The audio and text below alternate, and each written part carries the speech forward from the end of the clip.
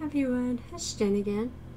I debated on whether or not I wanted to make a video this week because I don't have a whole lot to talk about as far as like art or game development goes.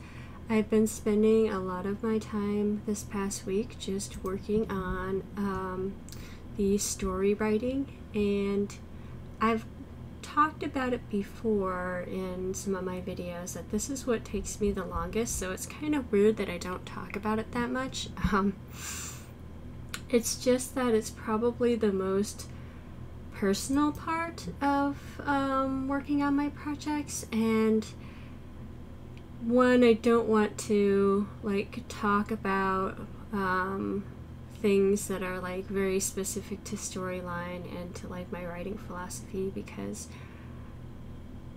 it's how do I put this? I don't think that there's any, in a lot of artistic endeavors, there's not really like one way to solve a problem or one way to like approach doing art or writing or even like programming. I think you can have a method, a kind of like series of steps that you follow, but trying to follow somebody else's steps or their process can often be more of a hindrance than it is a help. Like, I suppose if you have no idea where to start and you're just getting started, it might be helpful to like find out how somebody else approaches like trying to organize and work on and complete something like game development that has like so many different processes, so many different skills, so many different steps. It can seem like very overwhelming, like without having any idea what to even start thinking about. But I think that I don't know how helpful it is to actually like do something step by step the same way that somebody else does it, because the creative process of like developing a game, writing a story, creating characters, developing an art style, all these things, I just don't know that there's really like a roadmap, a set of instructions that's like helpful to developing into your own craft. It's not something like a recipe that you can just follow steps A, B, and C. And unlike a recipe, I feel like even following a recipe can sometimes lead to this place where, okay, now I need a recipe because left to my own devices, like I'm looking for something else to tell me what to do. And perhaps it's because I work with a lot of hobbyists or people who are like aspiring to start something but they don't know where to start, and they may say that they're looking for a set of explicit directions because they're like so totally lost, but when given a set of explicit directions, they might be able to go through all the steps to completion, but it leaves them in a place where they're still kind of lost by the end of it. Like, okay, give me another project, give me more steps, like what do I do now? Now that I've finished. And I think that you really just have to be left alone with these things to just kind of flounder around until you find your way. At least that's always been my approach at like learning anything. It's just kind of like, unless it's something like following a recipe, doing a process that has like, I don't know, concrete steps to completion, because there's actual like physical, chemical, biological, reactions that are happening in a constant and predictable manner, which art is not. So I don't even really know how to express like the thoughts that I'm having about this, but I really do think that like a lot of people, when they're trying to start out and they're looking for somebody to tell them what to do to get started, will probably get a little frustrated when somebody gives them the advice is like, oh, you just have to do it.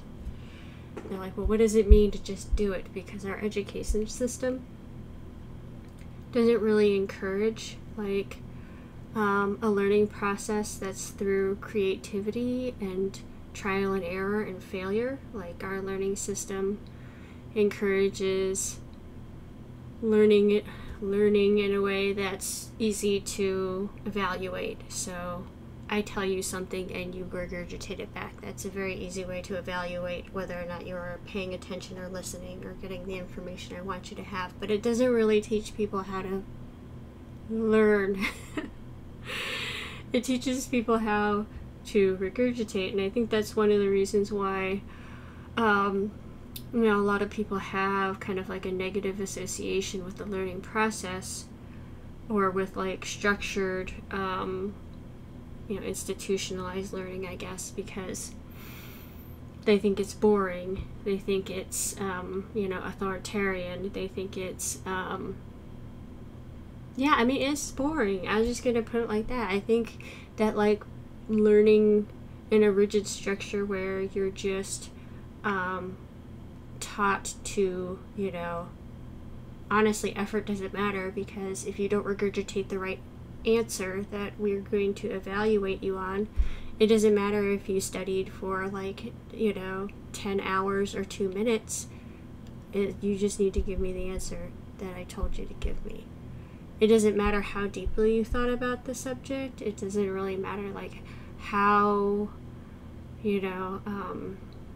deeply you dissected the information. And in fact, at least I found quite often I would struggle with like true and false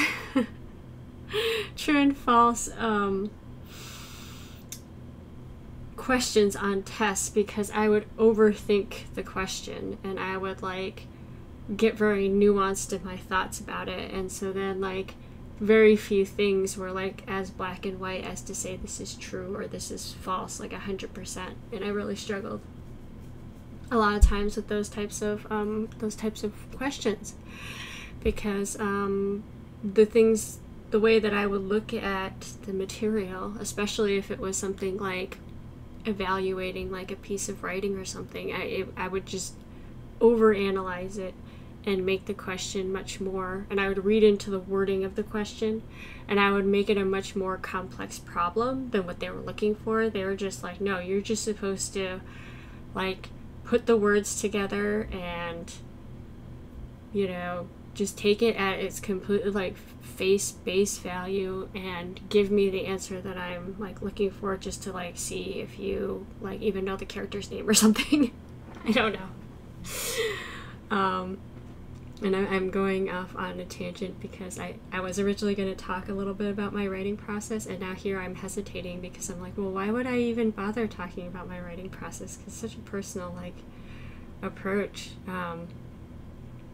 Everybody is going to have their own thoughts as to what's like important to them, and what type of approach is going to work for them best. Like in my mind, I guess I'm just a very like pragmatic person, and I don't really care how somebody approaches what their methodology is of doing something, as long as it gets done. Like I just am interested in like seeing something get accomplished, and I don't really care like how it got accomplished. I think that just the same as like learning art, as long as you're doing it, I don't think there's like a wrong way to do it. Some people are going to take longer than others to get to the finish line. Some people, are going to develop in a different way than other people. And I guess when you get to be my age, like, it doesn't really matter. Like, I've seen people who had a lot of just kind of innate understanding of a lot of concepts in art and writing, and would like really take off early, and then they just kind of just didn't do anything with it. They just kind of fizzled out. And then I've seen people who really struggled, you know, with basic exercises, or with, you know, just kind of getting all the connections in their brain to like work together to accomplish what they were doing, and they really, really struggled with it. And then they went on to persist. And I've seen it the other way around too, where somebody has like a natural inclination and aptitude for something, and they take off with it, and then they just continue to just go on to, you know, keep striving with their craft. And so it really doesn't come down, I think, to me for like a particular approach, or right or wrong way. The most important thing is just to do it, because I think the only people who don't get anywhere are the people who just spend too much time thinking about doing it and then don't do it. Whether or not it's because they're waiting for somebody to give them a set of instructions on like where to start.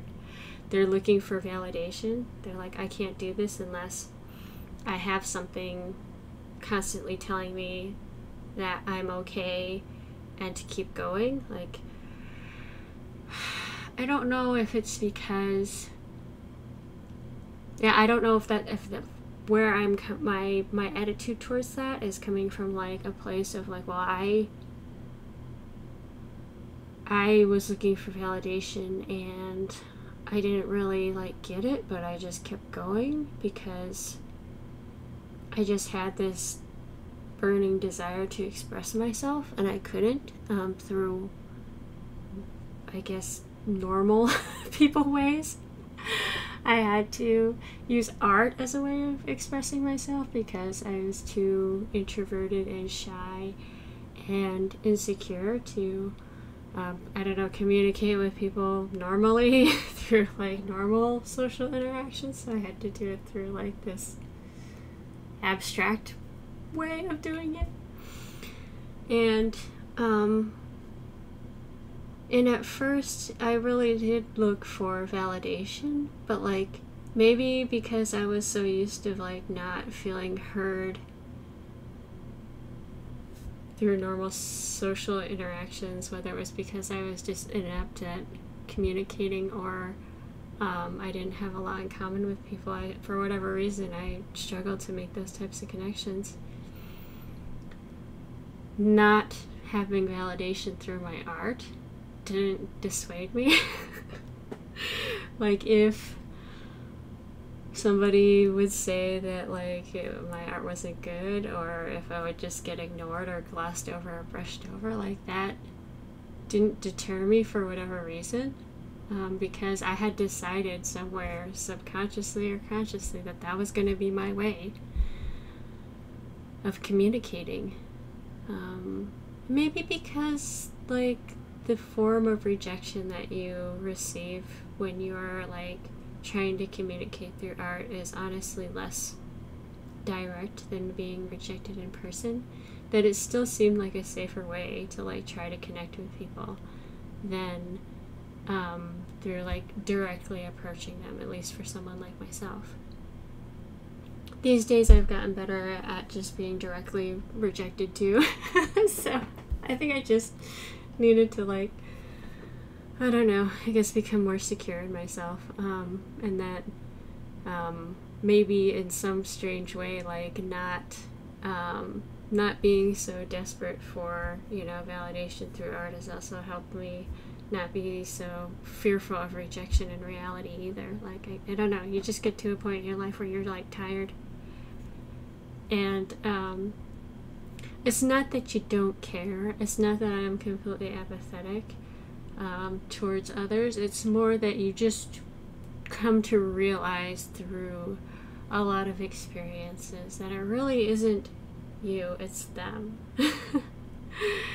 That you can work on yourself to become the best person that you can be, but there's just still gonna be like people that you don't connect with, that you don't jive with, and that's fine, you know. And maybe you've got a personality type and interests that are less you know, or that make it harder for you to find people that you connect with, or at least it seems that way to you. And it takes longer, you know, and it takes more trial and error to find the types of connections that you're looking for. It takes years and sometimes decades. But then when you find those people, or that person, whatever it is, you end up making a connection that, you know, that's in some ways, I think, worth all of that struggle, because it's more real. Yeah, so where am I going with all this? It all relates back to the heart of like my game development, because as a writer, my focus is on characters, character interaction, and character building.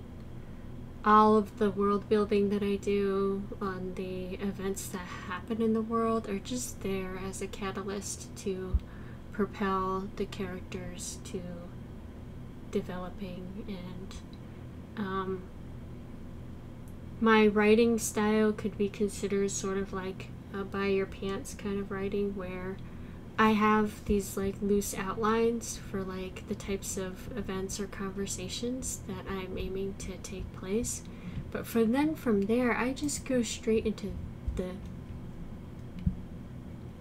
scripting, and I just go straight into it with the coding too. And it's like I've spent enough time thinking about the characters and the motivations, and you know, just thinking of them as if they were people in my life or something, that the words just kind of come out. They just kind of flow for me. And that's like my approach to, I think, a lot of things in life these days.